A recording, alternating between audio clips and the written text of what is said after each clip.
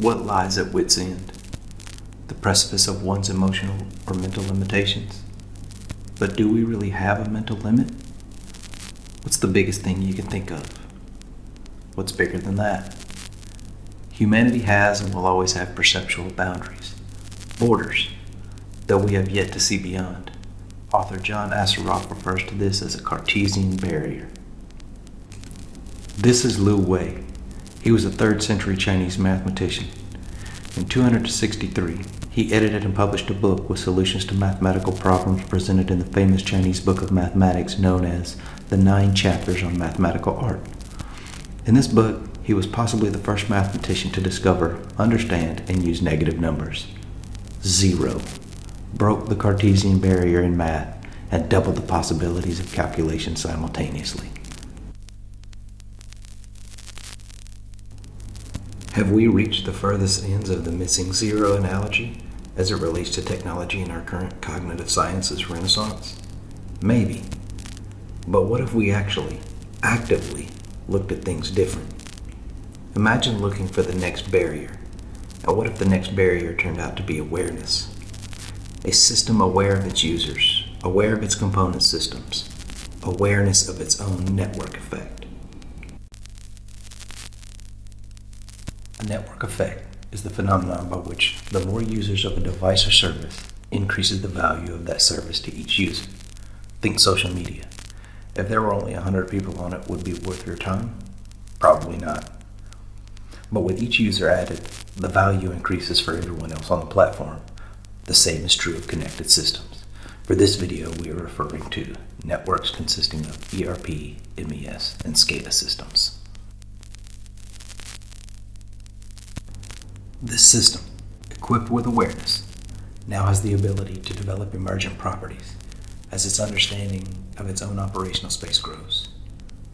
Now we give that system, let's call it flow, a strategic purpose and discretion as the second and third building blocks of its DNA. Now, flow has awareness, a purpose, and discretion.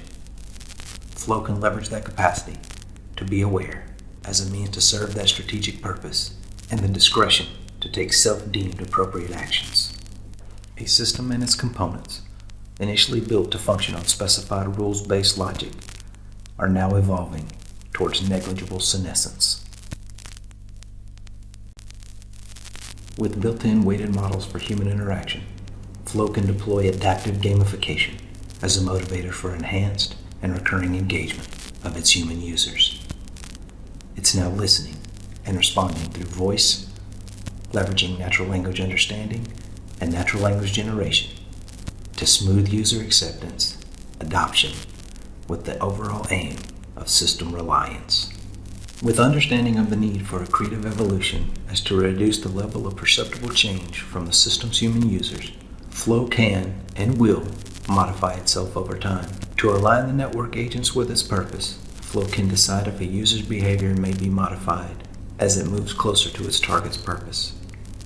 Testing and refining input and user feedback at ever-increasing speeds, completely below the awareness of each and every user.